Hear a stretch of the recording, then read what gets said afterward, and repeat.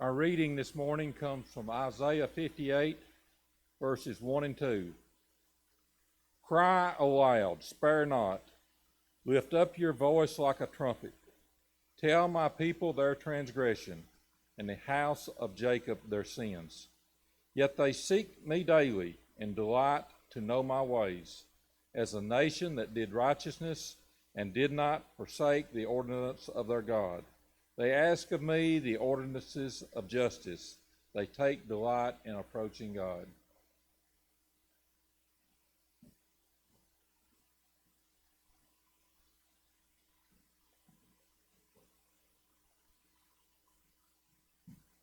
It's good to see you all this morning. Inasmuch as we all desire to be a part of a people that are blessed by God, in order for that to happen, we have to recognize that God blesses those people who are fulfilling His will. And God furthers His ultimate plan among men.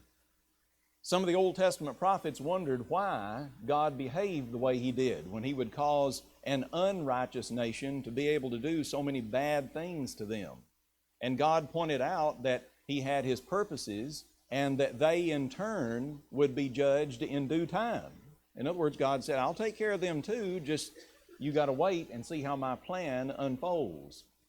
Many people, I'm afraid, and according to what I'd written in the bulletin article this morning on the very front page, have a false sense of comfort and complacency because they do not see any immediate doom that comes upon them by virtue of behaving in both an immoral and a hateful fashion toward God.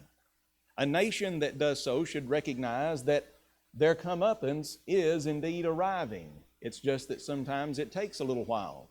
It takes a little while because God is merciful, ladies and gentlemen. It takes a little while because God is accomplishing other purposes by virtue of allowing that nation to stand. It could very well be the case that the reason America, by virtue of the different things that she has done against God, has not fallen yet is because God recognizes that the church present in America is sending forth the gospel in so many ways to so many different people. Therefore, in the opportunities that they have because of Americans, God is preserving the whole nation. In other words, for the sake of the remnant, as He would say in the Old Testament, for their sake, God preserves the people and the nation. It is not, however, the case that the nation extols the things that they once at least held up in principle. I am not saying that the United States was ever a Christian nation. I am saying that it was founded upon Christian principles.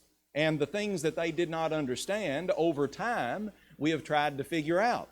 However, after a while, it seems that America started turning the other way with respect to certain specific things. I would like to mention some of those things to you this morning and would like for us to deal with how a Christian lives in such a world.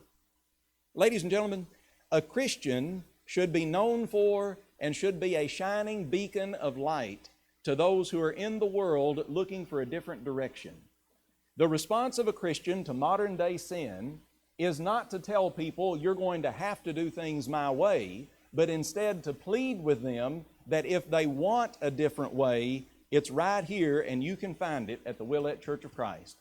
Every single individual that desires the truth can come to the truth by virtue of what you hear in the gospel as proclaimed by His children in this church.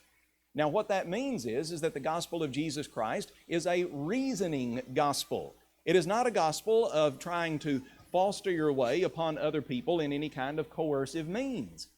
The result of this is that some people, when the nation, like I said before, was founded upon Christian principles, have decided that they want to weld their influence in even government.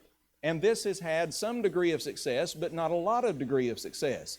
And it seems that over time, the influence of any kind of Christian mention or any kind of Christian reference has been going down and down until the country no longer sees that as an appropriate or is even ashamed of the approach of God and of His Word to the running of things. Well, what does a Christian do about that?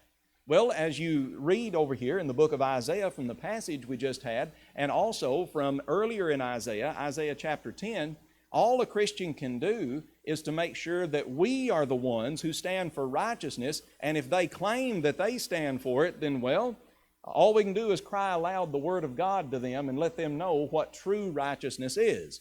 If you back up in Isaiah to Isaiah chapter 10, he says here in Isaiah 10, and looking at verse 1, "Woe unto them that decree unrighteous decrees, that write grievousness," that is, heavy burdens, "which they have prescribed." Jesus pointed out that my yoke is easy, my burden is light. For everyone who comes to Jesus, we find that it is so. The Lord has not laid upon us heavy things. And it was the original aim of our country not to do that to people either, that they would have free expression in order to worship God according to the dictates of their conscience.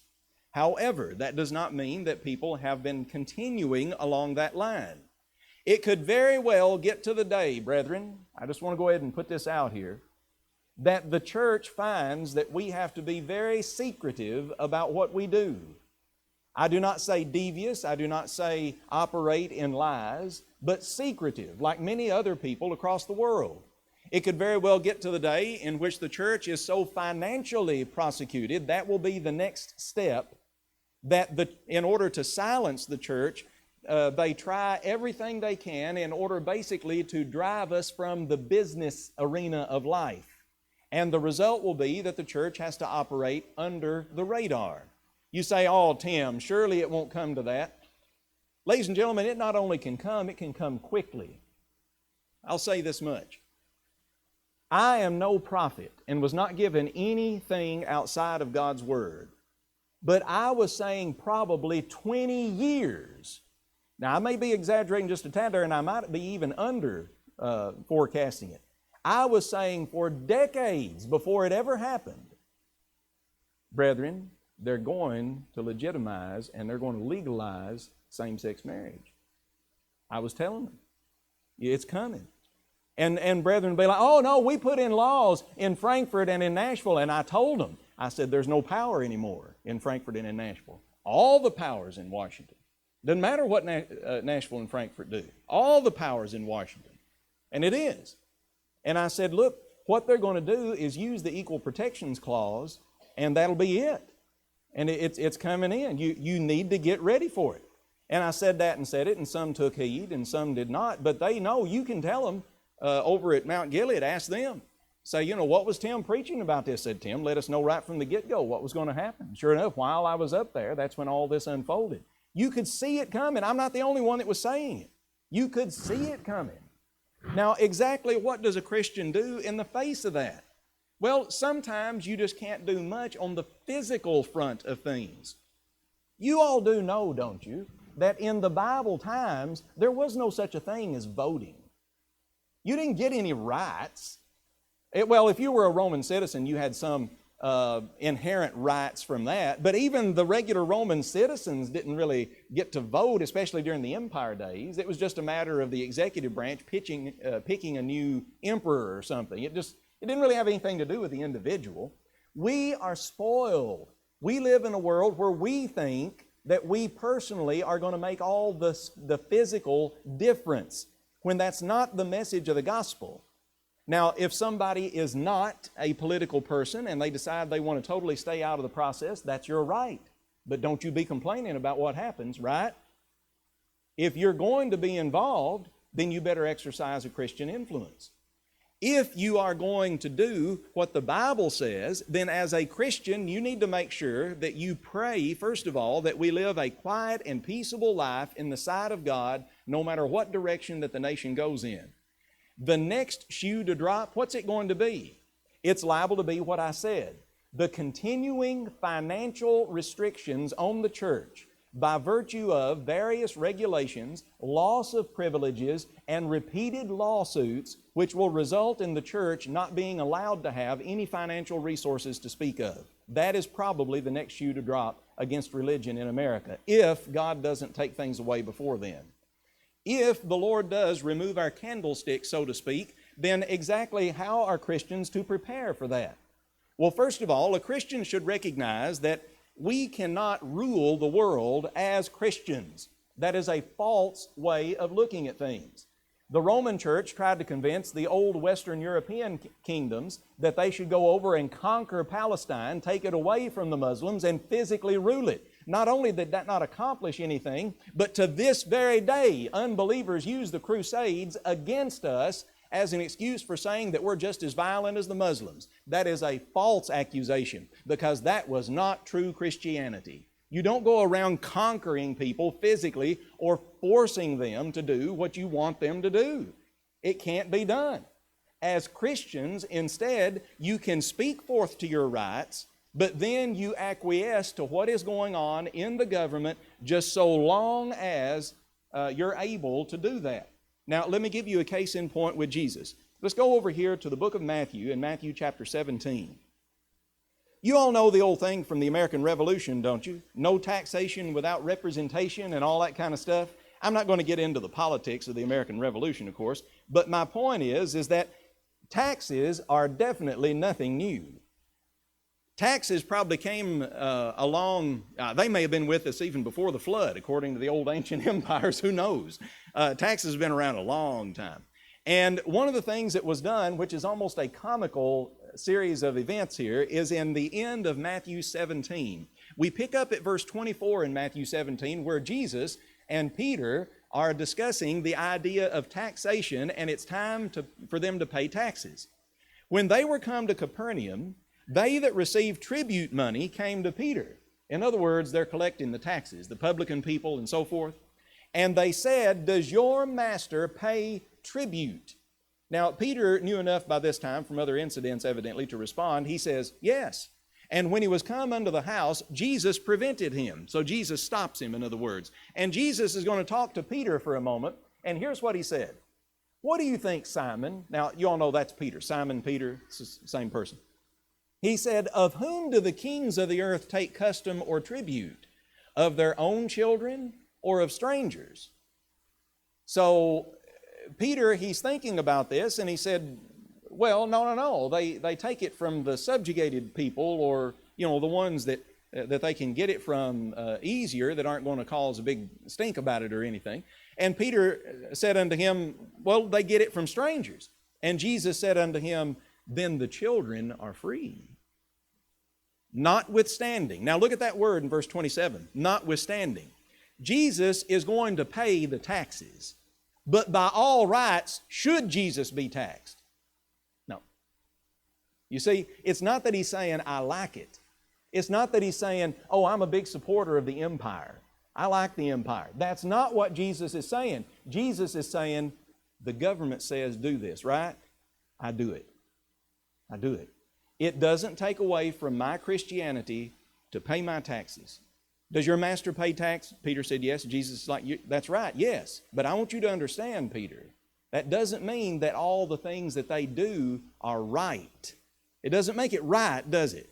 But me paying my tax, that doesn't take anything away from my Christianity. I can do that. So what does he say?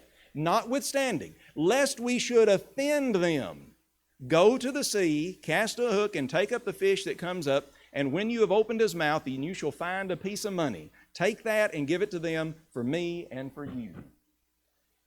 This goes along with what Jesus said later on in the book of Matthew, at the beginning of Matthew chapter 23. Just before that incredible and hard sermon that he gave against the scribes and Pharisees, especially among the Jews, then he told them basically, you do what those scribes and Pharisees tell you to do. Christians are a lawful people. You got those that are running around in the streets today and acting just awful and tearing up stuff and everything like that. There is never an excuse for a Christian to behave in such a fashion, ladies and gentlemen. Never. We don't behave like that. That's not, the scribes and Pharisees were awful hypocrites. Beginning in verse 13, he is going to rip them over and over again. Scribes and Pharisees, hypocrites, he says. But what does he say about doing what they say? The scribes and Pharisees sit in Moses' seat. They have a position of authority. All, therefore, whatever they bid you observe, observe and do, but do not after their works, for they say and do not. Don't look to their spiritual example. Don't look to them as an example of virtue, a paragon of consistency. because they're hypocrites, he says. But they are the local authority. And if they tell you to do something, he said, just do it. Just do it. We're not here to cause a revolution. So exactly in America, what is going on at the present, and how does a Christian think about such a thing?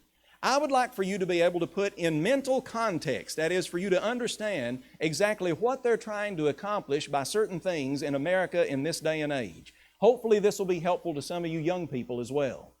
First of all, take for example the issue of gambling. Gambling.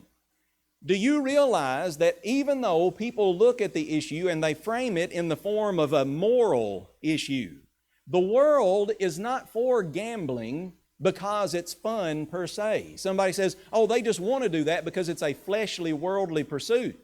I guess those that are participating in it for the time think it's a thrill and they think it's fun. The pleasures of sin for a season, that kind of a thing. But folks, when America started out, did you all know that we had all kinds of gambling in America?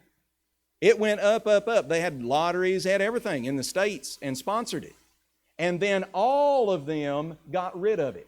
All of them, and disallowed it. They said, you can't do it anymore. And then it started rising up again in my childhood and started going up, up, up again, and now they all allow it again, right? If the Lord lets a nation stand, they'll probably all disallow it again when they see how corrupt it's got and make it go back down away again. Why does it go up and down like that when it comes to gambling? Because it doesn't really have to do with how fun it is. The people who gamble always get their little thrill out of that, of putting up something, hoping they're going to get something for nothing. The fact of the matter is that it is a method. It got to the point where the rich wanted more from the poor. It was not on the surface visually appealing to tax it from them. It was not on the surface something that they could get by with in a free society like we have. So what did they do? Let's take it from them by their vices. I want to send my little rich kid to college. Let's make sure that home has no milk and bread because daddy went off and ignorantly spent his money on buying scratch tickets.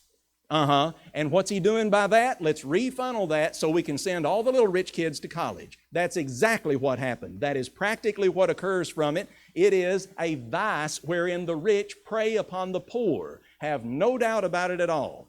Every one of you young people, take note. Somebody says, well, your children benefit from that. They receive an education from Hope Scholarship and so forth. I'm not saying how the government redistributes it. I'm just saying exactly where it came from, the agenda that people have. The agenda is we got to get more from them.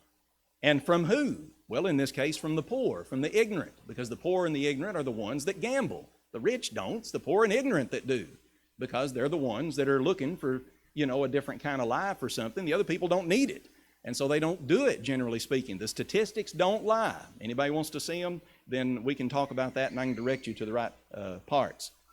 What is the agenda behind homosexual marriage? The agenda. Is the agenda because there are more and more homosexuals, and therefore they've begun to rise up and clamor for their rights? No, not really. Not really.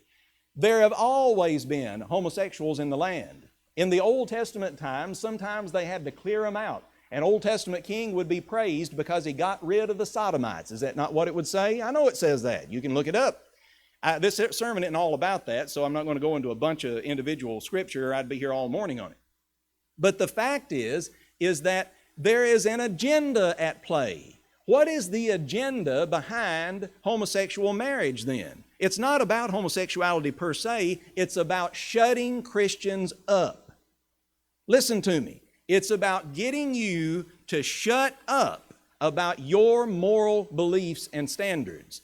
If we can make sure that society shuns and absolutely demands that people be quiet about something as fundamental as what it teaches in Romans 1 and 1 Corinthians and many other places in the Bible as homosexuality, if you can get them to say, I've got to shut up about that, if you can threaten to take away their venue and ability to promote things in media, if you can censor them in every way based on that, then that way you can get your way when it comes to anything. We will shut those Christians up. Now, if you don't think that's the agenda behind it, then my friend, like I said, you don't realize it goes way beyond and is bigger than the idea of homosexual marriage. That's just one particular issue. It's about the suppression of the Christian gospel because the world cannot stand to hear it. And the world in our society has decided that they are going to use that method in order to make it to where they shut us up. If they can't talk about that, they won't talk about this other stuff because that's just so fundamental that if you can shut them up on that, well, you can shut them up on a bunch of stuff. And so what has happened? The church shuts up and the church gets weaker. The church loses its evangelistic fervor because we're afraid we're going to go out and offend people, and the church gets weaker. This is what happens in society, brethren. I want you to understand the context of it. I want you to understand where it comes from. Abortion. Do you know where abortion comes from? Somebody says, oh, well, this girl didn't want to be inconvenienced in life, and so she sought out an abortion. Yeah, but that's not how she was able to get one. I'm not saying individually she didn't have perhaps that attitude, although you don't really know where she's coming from in life and what her mind is. I'm not saying that doesn't happen. I'm just saying you got to know what the movement is about. Why does she find it so easy to get an abortion? Why is it that easy to get one? I'll tell you why. If you don't look at the world in faith, then you have a totally different perspective. So when it comes to abortion, what are the people of the world thinking? They don't have heaven. They're not thinking about heaven. They're thinking about the creation of a social utopia, a society where you don't have problems. How do you get rid of your problems? Well, we got to get rid of the people that cause the problems. Who are the people that cause the problems? The people of the world said, and the people who started out in the eugenics movement said, the poor, they cause us problems. Get their mamas to kill their babies. Okay? The blacks cause us problems. Get their mamas to kill their babies. So what did they do? Margaret Sanger started the Negro Project. Put the abortion clinics over near the Negro communities. Make sure they kill their babies. That's exactly what it's about. The greatest thing you can do for a child, the most merciful act, she proclaimed, in a poor family that you can do for too many children in that poor family is to kill the child. That's what she said. And she is extolled, and they put up road signs with her name on it and is given as the founder of Planned Parenthood. Why would you extol such a thing? They claim they don't believe in eugenics anymore, like Hitler and so forth. Hitler was simply carrying forth what they believe. Darwinism, evolution to the max. But they don't want to accept that. No. They said this is about freedom. It has nothing to do with freedom. It's an agenda because they have no heaven in order to create a society that looks like they want it to look. A Christian says, we love everybody. We love the teenage mom who's having difficulties, and we want the best for her child, no matter what bad decisions she may have made. The Christian says, we love little babies. Red and yellow, black and white. They are precious in His sight. Are they not? We know they are. We love people, and therefore we proclaim the gospel of Christ that it's good to have life. If you look back at the issue I mentioned just a moment ago about homosexual marriage, for example, the people of the world are very inconsistent. They do not like to accept their own beliefs. They believe in evolution, right? Evolution, folks, the central tenet of that is survival of the fittest. How do you define survival of the fittest? You say to them, look, I got to be able to describe evolution in a numerical way. The mathematicians, we were asking them, we said, well, how are you going to describe this? How do you describe evolution? They said, well, all right, survival of the fittest. You have to put a number to it. It means those that are producing the most offspring, okay? Homosexuals can't produce offspring. Therefore, it is by definition a physical abnormality, and you should want to get rid of them. Why don't they want to get rid of them? Because it serves their purpose not to. But by belief in evolution, they should want to get rid of them, because by definition, it's a physical abnormality that's a weakness that ought not to be. It should have to go. They're not the most fit. Folks, the world is a cruel place. Christianity responds like this: I cannot control the world. All I can do is have an influence on me and mine. My neighbor is my concern, and I want to be good to him and to love him. Lord, what is the first, the greatest commandment? This is what was asked of the Master Jesus. The first and greatest commandment is to love the Lord your God with all your heart, with all your soul, and with all your might. And the second is like unto it, that thou shalt love thy neighbor as thyself. That's the Christian response, basically. The Christian response is that it matters what I support. Woe unto him that gives his neighbor to drink, Habakkuk 2:15. People look at that and think about, well, let's talk about the issue of drinking. That passage is actually more about what you support your neighbor doing, what you help them do.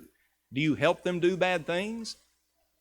Do you consider the golden rule, Matthew 7, verse 12, to be your guiding light because of what Jesus said and did for us? Do you realize that Romans 1 in verse 32 indicates that those things that we enjoy, those things that we take pleasure in and invest ourselves in, are a reflection of the soul?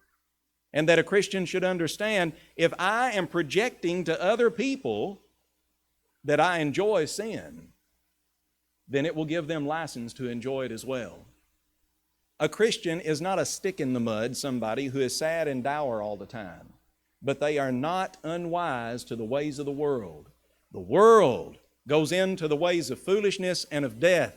A Christian offers them the light and life of Jesus Christ. We say, yes, there is sin. The Lord offers forgiveness. Yes, there are bad movements and bad times. But the Lord offers righteousness unto His people. And He will bless us, and He will keep America together for our children and grandchildren if we can get enough of them to be members of the church to keep on pushing out that gospel. Because God wants that, doesn't He? And He'll look down on our people, and I am convinced He'll say, no, give America a little while longer, because the church is there, my people are there, and they are promoting the gospel. You can make sure that you're a part of that. You say, oh, Tim, I can't make a difference. I'm just one person in a great sea of people. There are billions in the world. Yeah, but you know what? If I'm making something at the stove and I want it to taste better, then I take a little salt and I sprinkle over that, don't I? Is the whole thing salt? Nope. Do I even put very much salt compared to the weight of that thing? No, I might have a pound of hamburger meat and all I needed was something I can't even feel, as far as the amount of salt. But I know it's there. And you put that in there and you want to talk about making it 10 times better, 100 times better. Jesus said salt is good, didn't He? You want to be the salt of the earth. You want to be that one that makes a difference for your corner of the world, and the one that makes such a big difference because as the salt of the world, your influence and the effect of your gospel obedience goes way beyond just you. So never discount yourself. The Lord wants to use you in His kingdom. The Lord desires to use you up in a lifetime of service and take you home to heaven. Who is it here that will begin exerting the kind of Christian influence that you ought to? Who is it here as a Christian and as a citizen who will stand up for righteousness and say the church will keep on preaching the truth and I will be a part of it and I will tell everybody I can about Jesus? Who is it that will be as wise as serpents and harmless as doves, that will live in the midst of a crooked and wicked generation and yet say, I will be saved though, by obeying the gospel? That's what the Apostle Peter was talking about in Acts chapter 2. Save yourselves from this wicked generation. And so they believed and obeyed. On that day, about 3,000 were baptized into Christ. Won't you come unto the Lord? You can be saved as well. Why not just take advantage of the opportunity? The waters of baptism are warm. Everybody here is ready. If you need to come back to God, we're ready to pray with you. Whatever your need before the Lord, come to Him as we stand and sing.